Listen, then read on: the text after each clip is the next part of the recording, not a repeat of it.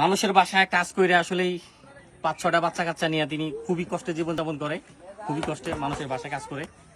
তার ভিতরে এই অভাবের ভিতরে তার ওই মেয়েটা জমজ, 2টা মেয়ে, এক মেয়ে বিয়ে দিয়ে দিছে, প্রায় মনে হয় 15-16 বছর অবস্থায় বিয়ে দিয়ে দিচ্ছে, খুবই অভাবে। তার ভিতরে ঘরটার অবস্থা খুবই খারাপ, ঘরে তো কোনো কিছুই নাই, যেদিকেই ফুটা ফাটা, মানে টিন নাই, চাল নাই, মানে পলিথিন দিয়ে আটকে রাখছে, ঘরটার অবস্থা খুবই খারাপ। এই যে যখন এই যে বৃষ্টি পড়ে, ঝড় হয়, পানি হয়, তখন থাকেন কোথায়? ওই নাই যাই জানি একটু শুকনো শিখিন আর নাইতে বেশি বৃষ্টি ঝড় উঠলে আমার ওই মাথায় গিয়ে মাংটা বাড়ি। তা গাড়ি কিনতে চান এবং ব্যস্ত চান, চলে আসেন সিনেমা মোটরস, এখানে সব ধরনের গাড়ি বেচা কেনা হয়। তা ঘরের কোনায় এক কোনায় কতক্ষণ থাকা যায়, কতক্ষণ থাকতে পারবেন যখন বৃষ্টি হয়, ঝড় তুফানে পানি পড়ে?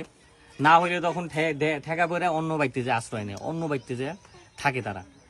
তা এ হচ্ছে তাদের কষ্টের জীবনযাপন। তা আমি বলবো যে অনেক মানুষ আছেন যে ন্যায্য মানুষটাকে দিতে চান, অসহায় মানুষটাকে দিতে চান। আমি রাস্তায় দেখাই দিলাম আপনাদেরকে, আপনারা অবশ্যই এই অসহায় পরিবারটার পাশে দাঁড়ান। পুরো এতিম একটা পরিবার, এটা হচ্ছে তার মা, এই তারা দুজন, এই মেয়েটাও পড়াশোনাও করতে পারে নাই, কারণ কেমনে করবো, এই কাজ করে এতগুলো বাচ্চা কাচ্চা নিয়ে কেমনে থাকা খাওয়া। আপনার হাউসবেন্ড কই, জামাই কই?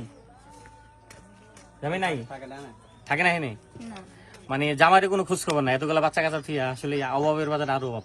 তাই আমি বলবো যে অবশ্যই যোগাযোগ করবেন আপনারা। আমি একটা নাম্বার দিয়ে দিয়েছি ওই এখানে ভাইয়ের, আর আমার সাথে যোগাযোগ করবেন, এদের একটা ব্যবস্থা যদি করেন, উপর আল্লাহ আপনাদের দেখবে।